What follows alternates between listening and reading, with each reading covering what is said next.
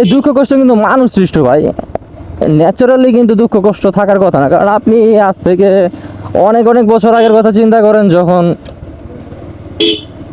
মানুষ গুহায় বাস করতো, শিকার করতো, খাইতো, তখন কিন্তু মানুষ তখনও খুশি ছিল।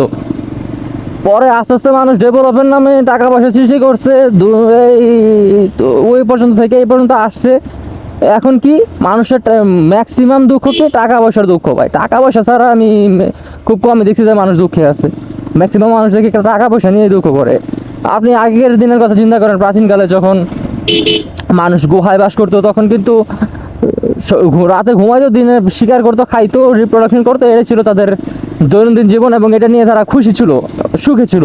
কিন্তু বর্তমানে মানুষ এতটাই ডেভেলপ হয়েছে যে মানে মানুষে একটা তফাৎ সৃষ্টি করে দিছে যে যার টাকা পয়সা নাই তার কিছু নাই। মানে এই টাকা পয়সাটা কি, এটাও কিন্তু মানুষের সৃষ্টই ভাই।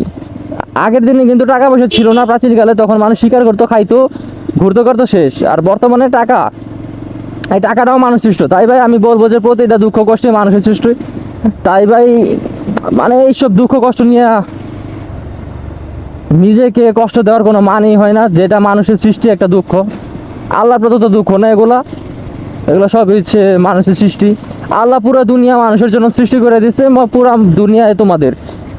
কিন্তু আমরা মানুষটাকে, দুনিয়াটাকে ভাগ ভাগ করে, দেশ দেশ করে একটা জায়গা থেকে আরেকটা জায়গায় যেতে গেলে দুনিয়ার রুলস রেগুলেশন এগুলো কিন্তু আগে ছিল না, এগুলো কিন্তু সব মানুষ সৃষ্টি ভাই। তাই জীবনটা ভাই এনজয় করেন।